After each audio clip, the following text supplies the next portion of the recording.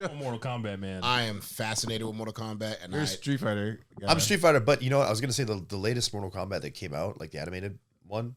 The animated one, yes. But yeah, the live action one, good. yeah. No, okay. So the live action one, I'm always So the first movie I could still put in every day of my life. Oh yeah. Every day of my life. Just for the soundtrack itself. Just for the soundtrack itself. I love You're it. rocking. I don't think so. Yeah. You don't think so? No, you hate it? Okay. No, I'm talking about the Raiden line. I love Raiden. So. Oh yeah, I don't think so. Yeah. That's right. It's so bad good, Great. man. Yeah. I don't think so. So okay, going back in the day, I watched it in the theaters first day, and I was like, okay, that first Liu Kang scene, cool. Johnny Cage's scene where he's like, this is where you fall down. You know what I mean? This is where you fall down or whatever. And I was like, okay, Terrible cool. CGI in the background.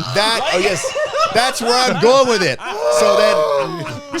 That's where I'm going with it. So eventually we get to the part where Shang Tsung's like, Reptile, go keep an eye on her, like for Katana. Yeah. And I'm like, see this terrible CG lizard. I'm like, that's Reptile. I was like, oh no. And then we got like Liu Kang fighting like unknown tiger dude eating in the sand. Oh god. Who's a great martial artist, by the way. I've seen him in tons of films. Yeah. That was the guy from W Mac Masters, I believe, right? Yeah. I did y'all research. I didn't go on that. And then we had Arlene versus Goro, and I was like, oh man, poor Arlene. Cool story.